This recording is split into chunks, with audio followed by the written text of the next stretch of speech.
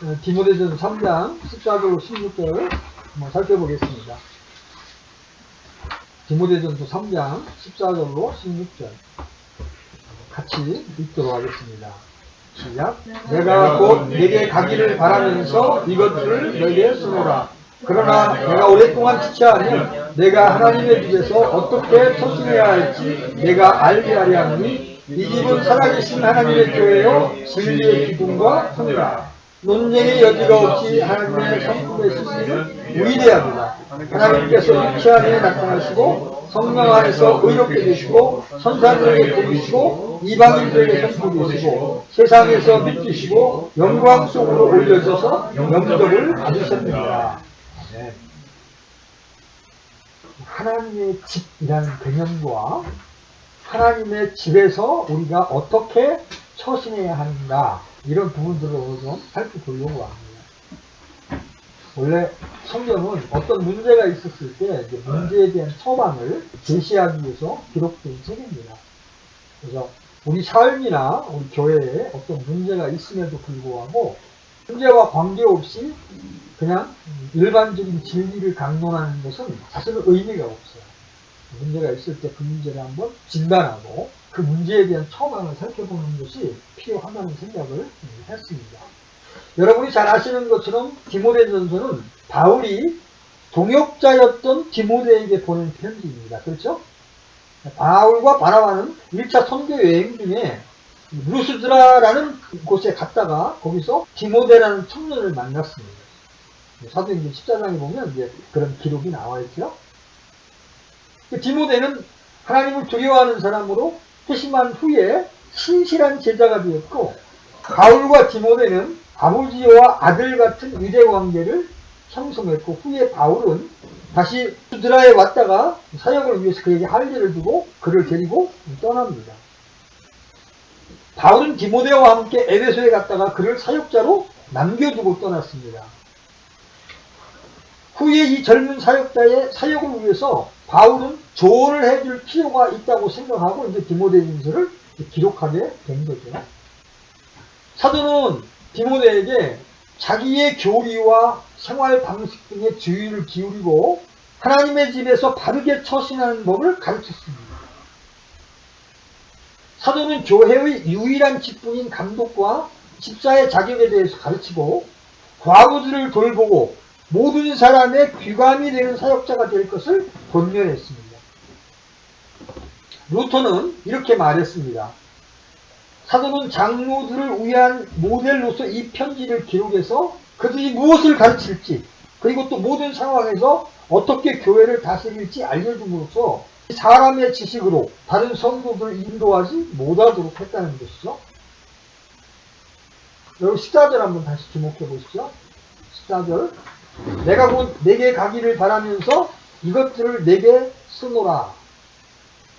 바울은 동역자였던 디모데가 사역하는 에베소에 가기를 원했으나 지체하는 상황을 맞이했습니다. 저도 이제 주 안에 몇 명의 동역자가 있습니다. 이제 대전교회에서 함께 섬기다가 지금 이제 진해에 가 있는 강창재 형제님 같은 경우 이제 교회 소식을 가끔 이렇게 전해줍니다. 기도 제목도 같이 나눕니다. 그럴 때마다 저도 제 마음속에 한번 그 교회를 방문해서 교제해보고 싶다라는 마음이 일어납니다. 그게 바로 동역자의 관계죠. 바울은 훗날 에베소에 친히 방문해서 교제해 주어도 될 일이었는데 바울은 자기가 직접 방문하기 어렵게 되니까 지금 이 편지를 쓰고 있는 거예요. 여기서 이것들을 내게 쓰노라 할 때 이것들은 넓게는 디모데전서 전체를 이야기하고 좁게는 앞에 이미 말한 1장, 2장, 3장에 있는 내용들일 겁니다. 자, 15절로 내려가고 있죠. 15절은. 그러나 내가 오랫동안 지체하면 내가 하나님의 집에서 어떻게 처신해야 할지 내가 알게 하려 하노니 이 집은 살아계신 하나님의 교회요 진리의 기둥과 터이라. 바울은 에베소에 속히 가기를 바라지만 혹 지체될 경우에 사도인 그가 없는 동안에 에베소에서 어떻게 섬겨야 할지를 알려주기 위해서 그리고 에베소 성도들을 어떻게 인도해야 하는지를 알려주기 위해서 지금 이 편지를 쓰고 있는 겁니다. 우리는 우리는 여기서 바울 안에 있는 두 가지를 발견하게 되죠. 하나는 디모데를 대하는 아비와 같은 바울의 마음입니다. 아비의 마음은 동일한 것 같아요. 성찬이가 제 아들이지만 군대를 갈 때, 또는 직장 생활을 새롭게 시작할 때, 그런 생활에 잘 적응하기를 바라는 아비의 심정이 있는 겁니다. 그렇죠? 바울은 디모데를 낳았고 오랜 동안 동역자로 서로 섬겼습니다. 그러나 지금은 디모데가 에베소 교회를 섬기기 위해서 떠나 있습니다. 바울은 그 디모데가 하나님의 집에서 어떻게 처신해야 하는지를 알기를 원했습니다. 이미 오랜 세월 함께하면서 알 만큼 알 디모데지만 여전히 바울은 아비의 심정으로, 자식을 대하는 아비의 심정으로 디모데를 관심하면서 조언해주고 있습니다. 그리스도 안에서 이런 관계를 갖는다는 것은 참으로 복된 거예요. 그렇죠? 만약에 디모데가 교만해졌다면 어떤 태도로 취할까요? 나도 이제 알 만큼 아는데 그런 말 안 해도 되는데, 그죠? 그럴 거 아니에요? 그렇지만 디모데는 바울의 그 권면을 그대로 받습니다. 여전히 영적인 아버지와 아들의 관계를 유지합니다.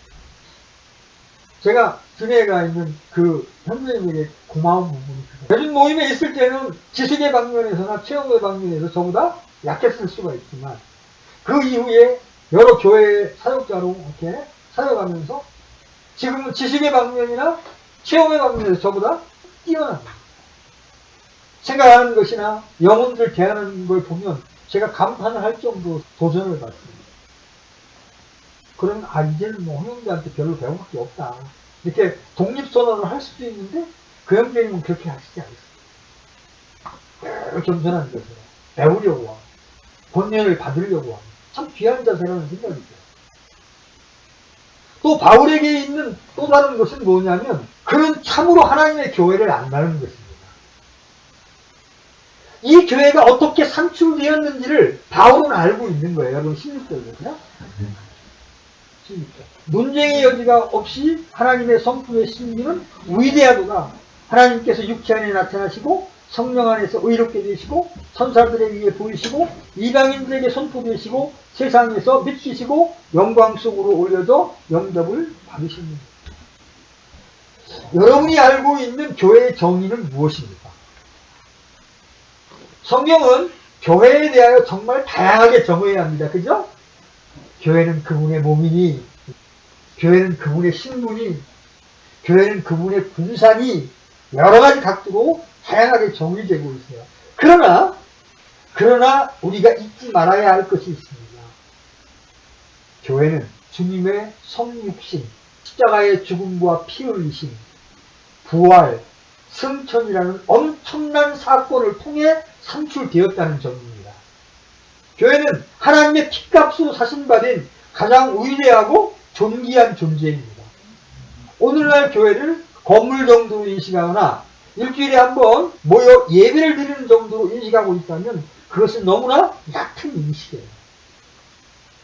오늘 본문은 교회를 어떻게 표현합니까? 오늘 본문에서 사도는 뭐라고 표현합니까? 살아계신 하나님의 신. 여러분 여기서 이 두 가지 표현을 잘 여러분들 마음속에 심으셔야 돼요. 교회가 뭐냐? 살아계신 하나님의 집이다. 하나님의 교회를 집으로 표현하는 것은 매우 큰 의미를 포함하고 있는 겁니다. 여러분, 집, 곧 건물은 어떻게 지어집니까? 서로 다른 것들이 연결되고 하나를 이룹니다. 그렇죠?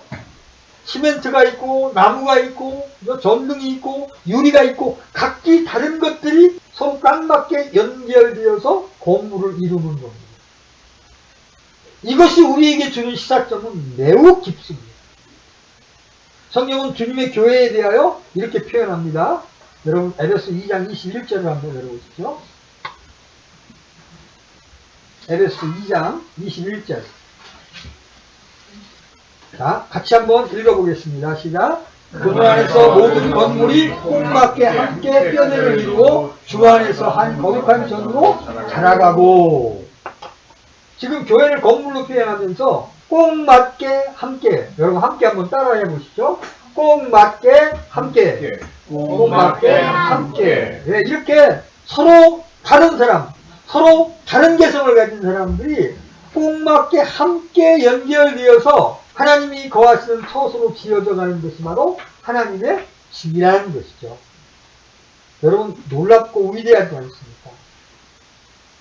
이는 곧 주님의 교회가 결코 특정한 사람에 의한 것이 아니라 여럿이 함께 모여 하나의 건물을 이루고 있는 것과 같다는 것을 표현하고 있는 거예요. 교회는 다양한 사람들이 모여있는 공간입니다. 그렇죠? 다시 말하면 다양한 은사를 가진 사람들이 모여있고 다양한 개성을 가진 사람이 모여서 마치 하나의 건물을 세워가듯이 교회를 세워가는 겁니다. 우리가 아까 보았던 에베소 4장 15절에서 또 16절에서 사랑 안에서 진리를 말하고 사랑 안에서 스스로를 세워가는이라는 말씀이 왜 있는 거예요? 각기 다른 사람이 모였기 때문에 나의 오름을 유보하고 상대방의 연약함을 받는 것입니다. 상대방의 연약함을 받지 않고는 절대로 꼭 맞게 함께 결합될 수가 없어요. 그냥? 제가 다룬다 하면서 제가 지금까지 못 다뤘는데 구약에 성막을 짓잖아요. 하나님이 임재하시는 장소로고요. 성막을 지을 때 성소와 지성소를 이루는 곳에는 무엇으로 거기를 세워요? 널빤지를 세웁니다. 널빤지? 밑에는 은받침이 있어요. 은받침을 써요. 땅에다 은받침을 딱 세워놓고 그 위에다가 널빤지를 세웁니다. 여러분, 성경에서 은은 무엇을 의미해요? 은은 구속을 의미합니다. 그렇죠?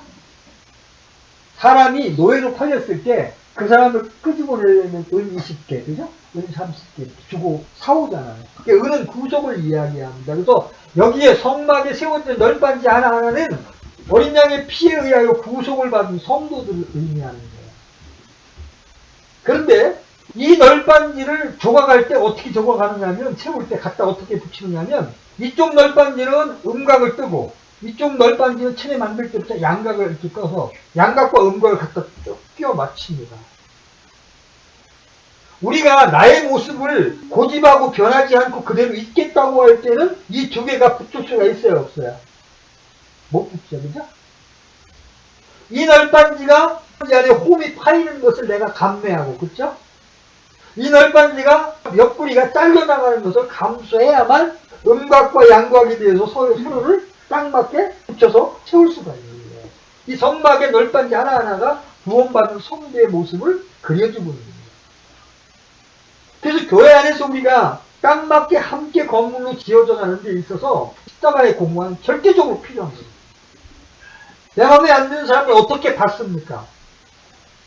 나를 욕하는 사람을 어떻게 받습니까? 십자가 없이는 받을 수가 없는 거예요. 그렇죠?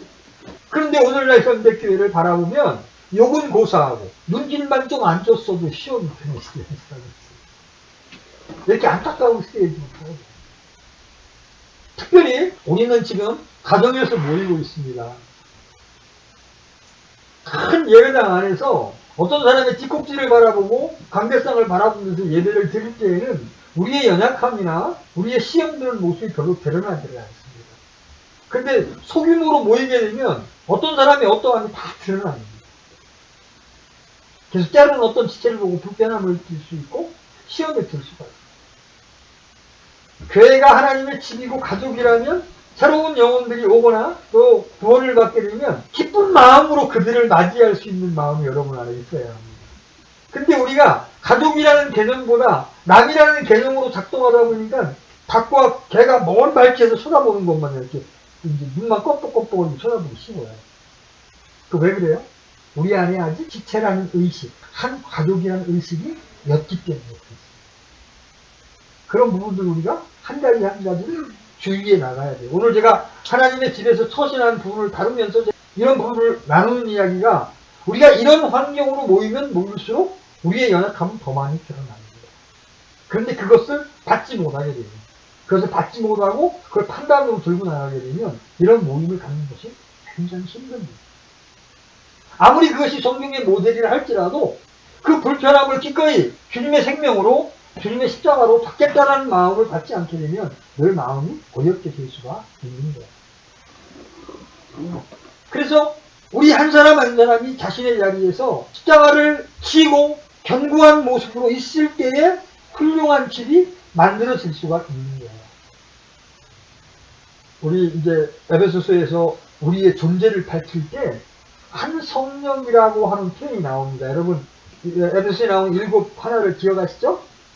한 몸, 한 주, 한 침례, 한 믿음, 한 아버지, 그 7개 한데 그 가운데 한 성령도 나와요. 여러분이 지금 여기에 우리가 같이 모여서 교회로 앉아있는 이유가 무엇입니까?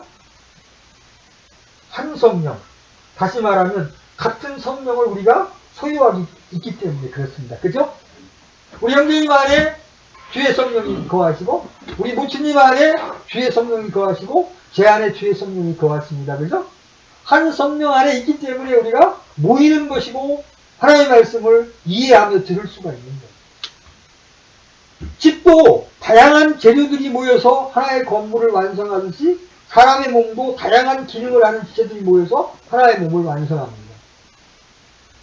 그들이 만일 동일한 모양과 기능을 가지고 있다면 결코 그 집이나 몸은 완성될 수가 없어요.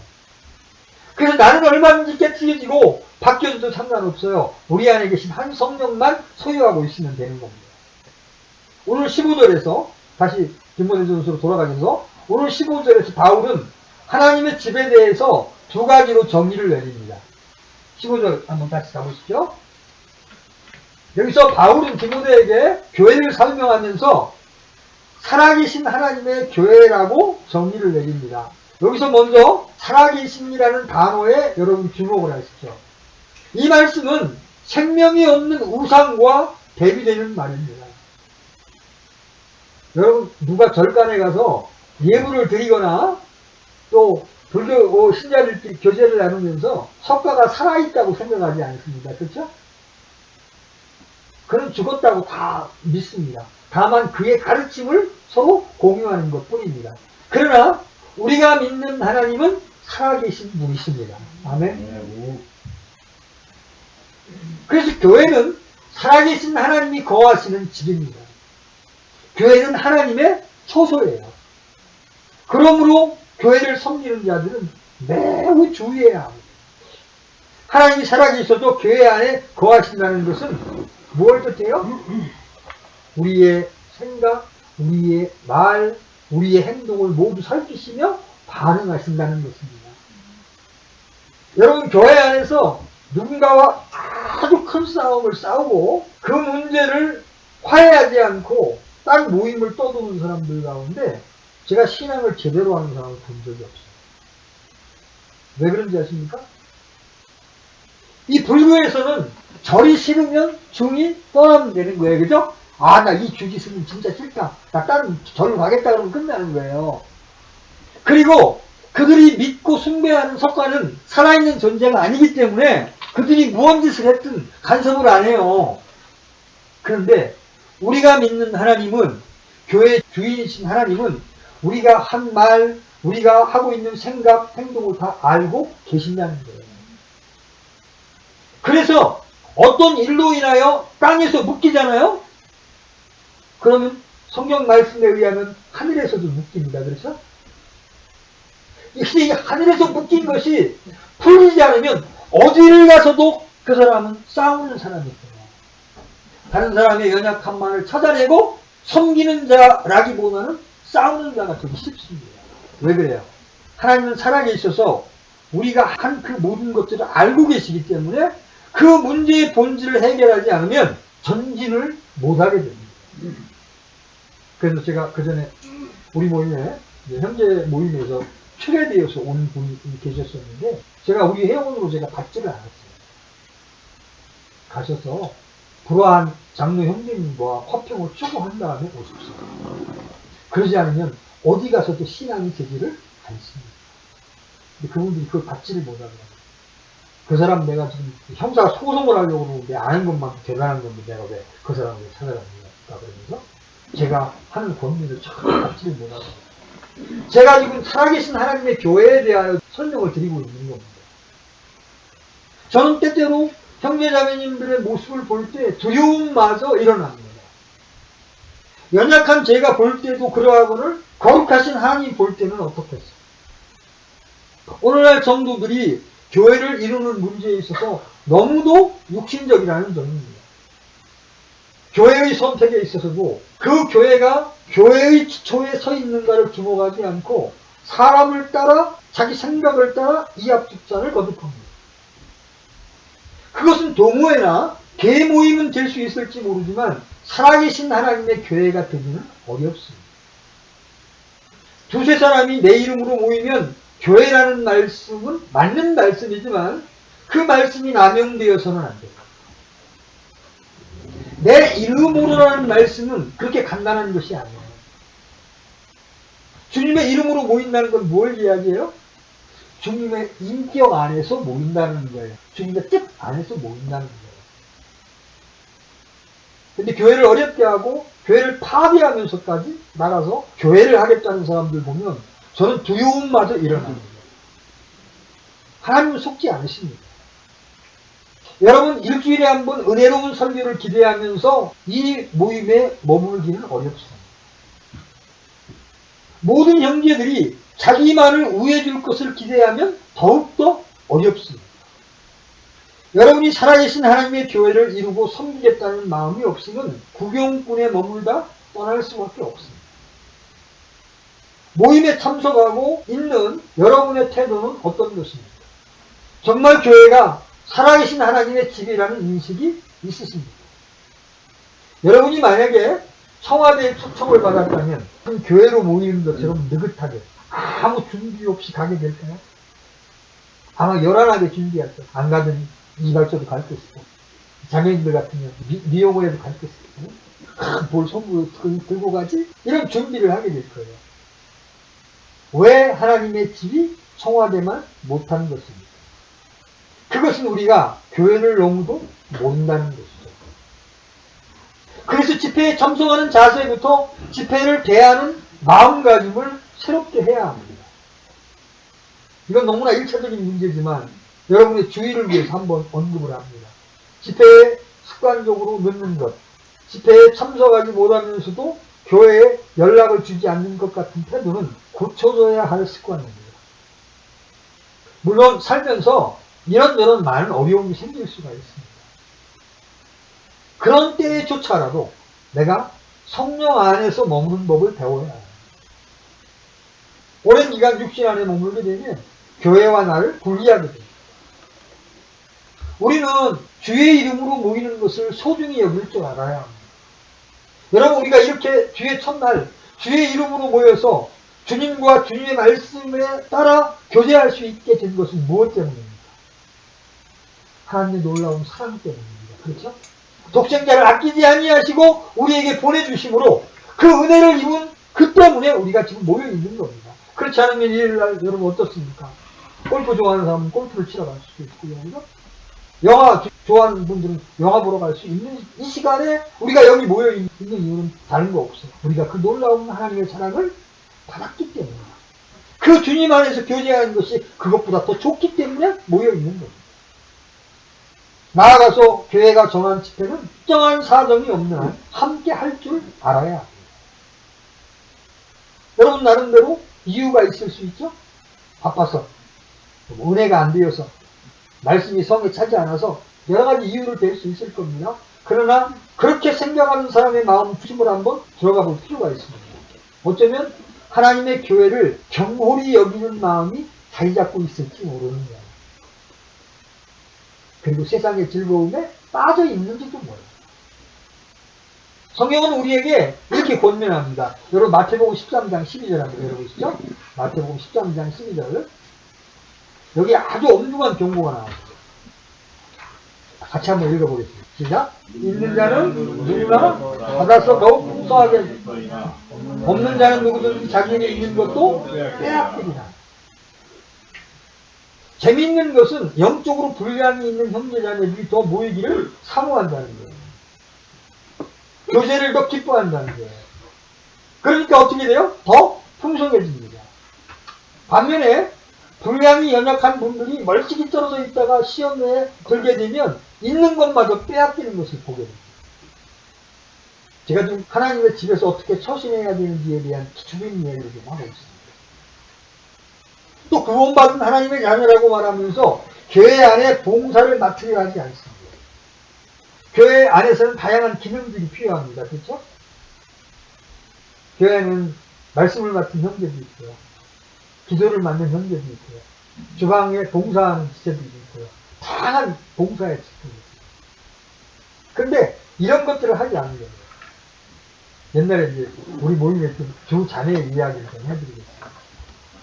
한 자매님은 어렸을 때 육체적으로 어리다는 얘기 아니에요. 영적으로 어렸을 때 주방 봉사를 이렇게 해서 참여하면 어떻게 합니까? 제가 그걸 왜 해요? 이렇게 얘기해요. 제가 그걸 왜 해요? 우리가 하나님의 교회의 어떤 사역에 동참한다는 것은 하나님의 부르심이고 복된 것입니다. 또 어떤 자매는 이런 자매가 있었어요. 이제 그 자매의 형제가 은사가 있었습니다.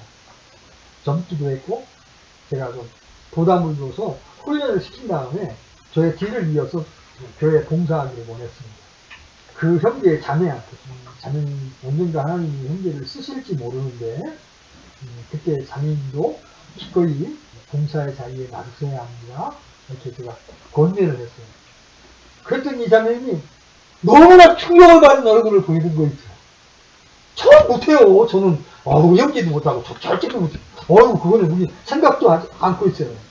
막 그냥 머리를 도리도리 흔드는 걸 제가 본 적이 있어요. 여러분, 많은 정치인들이 대통령이 자신을 내각이나 청와대 비서실로 불러주기를 고대하면서 자신을 예비합니다. 그런데 가장 영광스러운 하나님의 집인 교회 안에서 봉사직으로서의 부름에 관심이 없을 뿐만 아니라 당당하게 거부하기까지 합니다. 여러분, 이거는 겸손한 것이 아니에요. 그거는 내가 하나님의 집인 교회와 좀 멀찌감치 있겠다라고 하는 그런 마음입니다.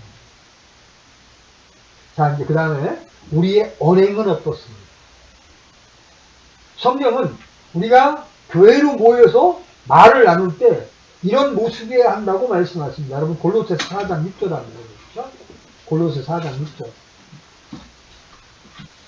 같이 한번 읽어보겠습니다. 시작. 너희의 말을 소문으로 감맞추어 항상 은혜롭게 하라. 그리하면 너희가 각 사람에게 어떻게 마땅히 대답해야 할지 알게 됩니다. 소금에다 간을 잘 맞춘 그런 말을 해야 된다고 말하고 있어요. 그런데 하나님의 집에서 세상에서 하는 것과 같은 쓸데없는 농담, 실없는 농담, 육신적인 말을 아무 거리낌 없이 내뱉고 있지는 혹시 않습니다. 육신의 생각을 아무 여과 없이 뱉어내므로 영적인 공기를 오염시키지는 않습니다. 제가 그전에도 한번 말씀을 드렸는데, 주원이가 태어났을 때 3개월 정도에 저희 집에서 애를 키운 적이 있습니다. 현대 부모들은 참 이렇게 열혈합니다. 그래서 저 방에다 공기청정기까지 설치를 해놨습니다. 근데 제가 놀란 거는 식당에서 회식이 있어서 고기를 먹고 옆에서 술 마시는 사람들 속에 있으니까, 또 담배 피는 사람들 속에 있으니까 내게 좀 쩌는 게 있을 거 아니에요. 근데 저는 못 맞는데 그 방에 딱 들어가니까요, 파랗던 공기청정기 갑자기 빨간색으로 확 변해버렸어요. 만약 그 공기청정기가 없었으면 저는 저에게서 어떤 안 좋은 냄새가 난다는 걸 알 수 없었을 겁니다. 그렇죠? 영적인 분별에 있어서도 마찬가지예요. 영적 분별이 있는 채는 즉시로 어떤 형제가 말하는 것이 영적인 분위기를 어떻게 오염시키는지를 캐치하게 됩니다. 그래서 때로 권면하고 때로 설교로 책망하지만 마이동풍일 때가 많습니다. 왜 그렇습니까? 하나님의 거룩하신 임재 앞에 우리가 서 있지 않기 때문에 그렇습니다. 교회가 하나님의 집인 것을 알지 못하기 때문에 그렇습니다. 또 여러분이 말씀을 대하는 태도는 어떻습니까? 하나님의 교회에서 들려진 말씀을 살아계신 하나님의 말씀으로 여러분은 받으십니다. 여러분이 존경하는 성경교사의 설교를 지식이 아닌 생명의 양식으로 받으십니다. 만약에 여러분들이 그렇게 받으신다면 왜 그렇게 변하지 않는 것입니다. 지식은 엄청 늘어나지만 신앙 인격은 5년 전, 10년 전의 모습에서 조금도 진전이 없는 경우가 비일비재합니다. 오히려 배운 지식이 독이 되어서 비기려는 태도를 갖는 것이 비일비재합니다. 왜 그렇습니까? 그것은 들려진 말씀에 순종해 보려는 치열한 몸부림이 없기 때문에 그렇습니다. 머리로는 다 아는 것 같습니다. 그러나 작은 일 하나에도 형편없이 무너지는 것이 우리의 모습 아닙니다. 지식은 엄청나게 습득을 했는데 실제 어떤 문제에 있어서는 그걸 적용하지 못하는 사람들이 너무나 많습니다. 제가 여러 번 반복해서 말씀드리지만 변화되지 않는 것은 죄악입니다. 변화되지 않는 건 죄악입니다. 여러분의 자녀들이 세월이 흘러도 성장하지 않는다면 여러분의 마음이 어떻겠습니까? 성경은 자라기 위해서 순수한 하나님의 말씀을 사모하라고 말씀하십니다. 근데 여러분, 순수한 하나님의 말씀의 젖을 먹기 전에 우리가 먼저 해야 할 일이 있어요. 여러분, 베드로전서 2장으로 한번 보시죠. 베드로전서 2장. 베드로전서 2장 2절에 보면 베드로는 갓 태어난 신자들에게 이렇게 권면하죠. 새로 태어난 아기들로서 말씀의 순수한 젖을 사모하라. 이것은 너희가 그 젖으로 말미암아 성장하게 하려 함이라. 근데 이렇게 말씀의 젖을 먹기 전에 해야 될 일이 1절에 나옵니다. 1절 같이 킵니다. 1절 시작. 그러므로 모든 악의와 모든 교활함과 위선과 시기와 모든 비방하는 말을 버리고 순수한 말씀의 젖을 사모하기 전에 버려야 될 것이 있습니다. 이 버려야 될 것을 버리지 않고 말씀의 전망을 받아들이게 되면요, 이게 혼합이 됩니다. 잘하긴 잘하는데 정상적으로 잘하지를 못하고 머리만 큰 사람이 되기가 쉬운 거예요. 그러니까 톡 쏘는 조미료를 탄 은혜로운 말씀만을 찾지 말고 성경 말씀을 부지런히 읽고 묵상하시고 그 말씀을 삶 속에 적용하고 순종해야 합니다. 그렇게 하면 잘하지 말라고 해서 잘합니다. 여러분, 어떤 사람이 어느 날 전혀 과거의 사람과 틀린 모습을 딱 보이게 된 거예요. 사역자가 이제 물어본 거예요. 형제님에게 어떤 일이 일어났습니까? 그랬더니 이 형제가 이렇게 간증하는 거예요. 내가 원수를 사랑하라는 말을 그렇게 많이 들었고 그렇게 많이 설교 가운데 가르침을 받았는데 이 말씀을 내가 살아내겠다고 한 번도 삶 속으로 들어가 본 적이 없었습니다. 그런 제가 너무나 정말 못마땅해서 이 말씀 한번 삶 속에 살아내보자고 제 마음에 엉켜있는 한 사람을 놓고 정말 하나님 앞에 씨름하듯이 야곱이 야복강 강가에서 손잡아 붙들고 씨름하듯이 그만 치열하게 씨름했어요. 하나님 제게는 이 사람을 용서할 수 있는 능력이 없어요. 하나님 제게 그 능력을 주십시오. 그 형제를 사랑하는 마음으로 바라볼 수 있는 그런 마음을 주시라고 차라리 하나님 앞에 매달렸어요. 근데 어느 날 그 형제님 안에 하나님의 영이 됐습니다. 그리고 하나님 앞에 너무나 형편없는 자식 모습이 보여졌어요. 그리고 내가 그렇게 미워하는 저 형제도 하나님이 받으신 자라고 하는 것이 보여졌어요. 그때 이 형제가 하나님 앞에 무릎을 꿇었어요. 하나님 됐습니다. 하나님 됐습니다. 이제 제가 하나님 앞에 어떤 자인지 알게 되었고 이제 제가 저 형제를 사랑할 수 있는 마음을 갖게 되었습니다. 여러분, 원수를 미워하지 말고 그 원수를 축복하라는 그 말씀 하나를 살아내려고 힘을 쓰면서 하나님 앞에 구했을 때 그의 모든 신앙이 일시에 바뀝니다. 제가 왜 여러분에게 계속 순종을 요구하느냐면 여러분 순종할 수 없는 나를 바라보면서 하나님의 능력을 힘입어서 순종하겠다고 결단하면요, 내가 할 수 없는 것을 하나님 우리 안에서 이루어 주십니다. 아멘. 내가 없게 이루어 주십니다. 자, 또 하나님의 집에서 처신하는 문제와 관련해서 권위에 대한 순복은 어떻습니까? 여러분이 직장에서 상사가 마음에 안 든다고 그 명령을 무시하거나 거절합니까? 자, 입에 쓴내가 나도 한번 들이받고 사표를 던지고 싶어도 내 가족 때문에 어떻게 합니까? 인내하고 참습니다. 그렇죠? 직장에서도 그렇게 상사의 명령을 무시하거나 거절하지 않는데 항상 가정에서 남편입니다. 그리고 부모에게, 하나님의 집인 교회의 형제들에게, 인도하는 형제들에게 순복하는 것, 이것은 반드시 필요한 것이고 아름다운 것입니다. 남편의 권위를 순복하지 못하는 것은 하나님을 거역하는 것입니다. 왜냐하면 하나님이 세우신 질서를 거역하는 것이기 때문에 지금까지 우리가 살아계신이라는 하나님이 우리 모든 것들을 보고 있다는 것 때문에 우리가 어떻게 처신해야 되는지의 몇 가지 방면을 이야기했습니다. 그 다음에 살아계신 다음에 하나님의 교회에 대해서 이야기하고 하나님의 집에 대해서 한번 살펴보겠습니다. 죽을 엔사홍이나 앞으로 죽을 장길자를 하나님으로 섬기는 하나님의 교회가 아니에요. 여기서 하나님의 교회는 진짜 살아계신 하나님의 교회입니다. 어미로우신 하나님, 심판하시는 하나님이 주인인 곳이 바로 교회라는 의미예요.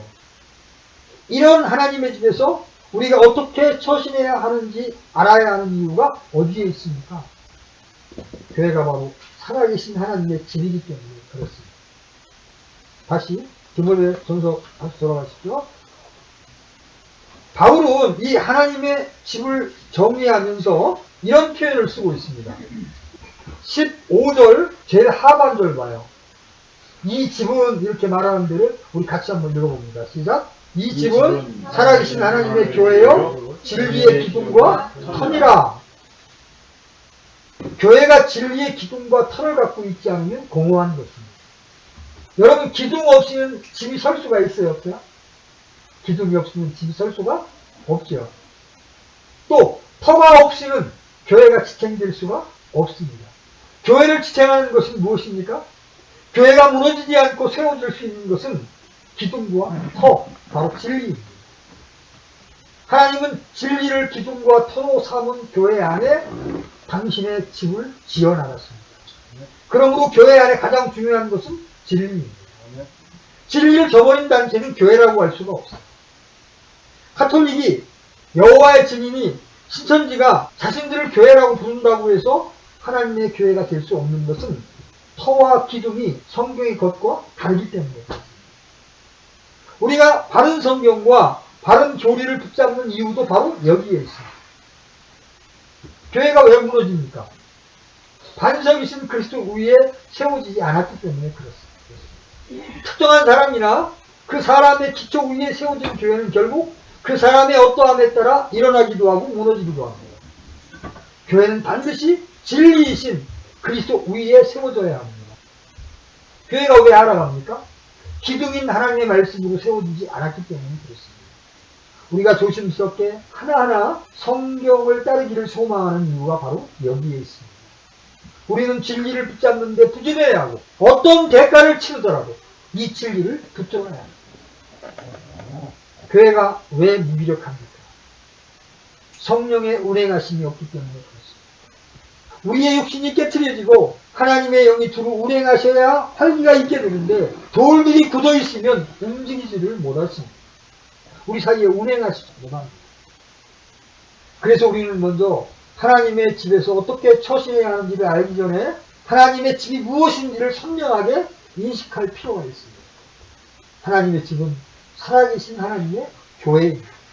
하나님의 집은 진리의 기둥과 터입니다. 하나님의 눈에 이 세상에서 가장 존귀한 곳이 바로 하나님의 집입니다. 이제 교회 안에 여러 가지 이제 어려움들을 겪다 보면 백과쟁명처럼 다양한 나름대로의 처방이 나올 수 있어요. 이렇게 해보자, 저렇게 해보자 나올 수 있지만 우리가 가장 먼저 주목해야 될 사실이 뭐예요? 우리 모두가 동일하게 인식해야 될 사실이 뭐예요? 교회는 하나님의 집이다. 여기로부터 출발해야 합니다. 나머지는 다 격가지입니다. 가장 중심이 되는 사상은 뭐냐면 교회는 살아계신 하나님의 집이다. 하나님이 보고 계시고 하나님이 듣고 계시고 하나님이 기대하고 계시다. 그러면 우리는 매사에 있어서 조심스러워질 수밖에 없는 거예요. 그런 다음에 하나님이 우리 모두 한 사람 한 사람을 사랑하신다는 사실을 보아야 합니다. 내가 그렇게 싫어하고 미워하는 그 사람도 하나님이 받으셨다는 사실을 볼 수 있어야 합니다. 그리고 그가 나의 몸의 지체라는 부분을 보아야 합니다. 지금 시간이 없어서 길게 얘기하지 않겠는데 이따 혹시 시간이 되면 오후 시간에 한번 다루겠습니다. 여러분, 성경에서 신자들의 관계를 이렇게 순서적으로 정리합니다. 가장 먼저는 우리 신자들을 어떻게 이야기하냐면 동료 시민이다 이렇게 이야기합니다. 에베소 2장에 나와 있어요. 여러분 우린 다 대전시에 살고 있는 대전시의 시민입니다. 그렇죠? 여기서 조금 전진하면 우리 신자들의 관계가 어떻게 발전합니까? 하나님의 집으로 발전합니다. 하나님의 집의 본속, 형제, 자매, 아버지, 누나 이렇게 말하는 하나님의 본속으로 발전합니다. 동료 시민의 관계가 법적인 관계라면 하나님의 집의 본속의 관계는 생명의 관계입니다. 그렇죠? 한 아버지를 둔 생명의 관계입니다. 여기서 조금 더 발전하면 우리는 지체의 관계로 발전합니다. 서로 거짓말하지 말라. 이는 너희가 서로 지체이기 때문이라. 지체. 그럼 지체라는 말이 뭐예요? 여러분 이 시간 여러분 몸에 있는 여러분 지체를 한번 생각해 보십시오. 이 손가락은 이 손의 지체입니다. 그렇죠? 이 손 전체는 이 팔의 지체입니다. 그렇죠? 이 팔 전체는 내 몸의 지체입니다. 그렇죠? 전부 다 신경으로 연결되어 있고 전부 핏줄로 연결되어 있습니다. 그죠? 실제로 연결되어 있는데 연결되어 있다고 알지 못하는 것이 바로 우리의 문제라는 거죠. 여러분 우리는 개별적으로 분리되어 있는 지체가 아닙니다. 여러분 분리되어 있는 지체는 아픔을 느끼지 않습니다. 여러분 제가 이를 치료하면서 이를 뽑고 의치를 꼈습니다. 여러분 의치를 끼고 나면 전혀 입맛을 느끼지 못합니다. 왜 그렇습니까? 내게 아니거든요. 임플란트 했을 때도 위험이 있어요. 내 이는요, 내 몸에서 자라난, 내 세포의 분열로 자라난 내 이는 옆에 염증이 있거나 그러면 통증을 느낍니다. 바로 시그널을 보내줍니다. 지체이기 때문에, 연결되어 있기 때문에. 그런데 임플란트 같은 걸 심어놓으면 내게 아니기 때문에 그 부분이 염증이 생기고 시그널을 보내주시는 거예요. 이게 구별된 따로따로의 존재냐 신경과 핏줄로 연결되어 있는 지체냐의 차이예요. 성경에서 우리는 모두 몸의 지체라고 말씀하고 있습니다. 그렇죠? 그러면 여러분의 아픔을 내가 느껴야 정상인 겁니다. 그렇죠? 저의 아픔을 여러분이 느껴야 정상인 겁니다. 그런데 나를 가지고 있으면 어떻게 됩니까? 그 아픔이 다른 지체로 연결이 될 수가 있어요? 없어요? 없죠. 그래서 어떤 수단과 방법으로서의 무엇을 찾기 전에 우리 안에 깊이 깨닫고 인식해야 될 것이 있습니다. 우리는 살아계신 하나님의 집의 지체이자 그리스도의 몸에 서로 연결된 지체이다. 이것을 깨닫는 일이 가장 중요합니다. 여러분 이 가족이라고 할 때 이 가족 간에는 흉어물이 있습니까? 없습니까? 남들에 비해서 가족 간에는 흉어물이 없습니다. 그렇죠? 더 나아가 지체가 되면 더욱더 그러합니다. 나는 저의 몸에 발톱의 무좀을 저 스스로 부끄럽게 여기지 않습니다. 왜? 내 몸이기 때문에. 나의 지체이기 때문에. 그래서 오늘 여러분이 여러분의 마음속에 깊이 담아 놓아야 될 게 뭐예요? 두 가지만 잊지 마십시오. 여러분은 살아계신 하나님의 함께 살고 있는 가족입니다. 아멘? 그리고 여러분은 그리스도의 몸에 함께 주님께 연결되어 있는 지체들입니다. 아멘? 이 사실이 여러분 안에 분명해져야 허물이 되지 않고 저 지체의 아픔이 나의 아픔이 되고 나의 아픔이 저의 아픔이 되고 벗었으나 부끄러워하지 않는. 여러분 창세기에 보면 범죄하기 전에 아담과 이브는 벗었으나 부끄러워하지 않았습니다. 왜 그래요? 한 몸이기 때문에 부끄러워하지 않았습니다. 구원받은 신자도 이제 한 몸의 지체로 우리가 연결되어 있습니다. 그래서 나의 어떠함이 더 이상 부끄러움이 되지 않아야 합니다. 지체들 앞에서 자존심을 내세워서는 안 되는 겁니다. 그래서 여러분이 하나님의 집에서 처신하는 두 가지 핵심, 물론 구체적인 방법론도 몇 가지 얘기했지만 더 중요한 것은 바로 이 핵심을 놓치지 않는 것입니다. 그래야 우리가 성경이 말하는 하나님의 집을 이루어갈 수가 있는 것이죠. 우리 모두가 이런 인식으로 주님의 교회를 세워나갔으면 좋겠습니다. 아멘? 같이 기도합시다.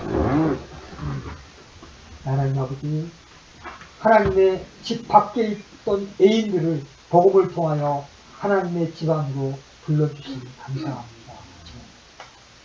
다른 종교처럼 죽은 교회가 아니라 살아계시는 하나님의 집으로 삼아주셔서 하나님 간섭하시고 이끄시며 우리를 날마다 잘할 수 있도록 저희들을 도와주시니 감사합니다. 우리가 이러한 사실을 너무나 몰라서 교회를 단지 일주일에 한번 참석하는 곳으로 나는 나고 저 형제는 저 형제인 그런 모습으로 살아왔습니다. 그러나 오늘 말씀을 통하여 우리가 한 집안의 식구들이 한 몸의 지체들로 연결되어 있음을 보았습니다. 우리가 실제의 삶 속에서 이러한 것들을 이루며 살아가기를 소망할 때 주님 우리의 지각을 열어주시고 또 우리가 그러한 말씀에 순종할 수 있는 능력을 부어주셔서 고소스나 부끄러워하지 않는 그 어떠한 허물도 받을 수 있고 용납될 수 있는 그러한 하나님의 집으로 우리가 아름답게 지어져 가기를 소망합니다. 우리가 한 걸음씩 걸음을 뛸 때 주님 도와주시고 깨닫게 하시고 인도해 주십시오. 주님이 계셔야 주님의 집이 될 수 있습니다. 우리 육체의 성함으로는 주님의 집을 이룰 수가 없습니다. 주님 십자가를 배우게 하셔서 살아계신 하나님을 의식하면서 하나님과 동행할 수 있도록 인도해 주시옵소서. 예수님의 이름으로 기도드렸습니다. 아멘.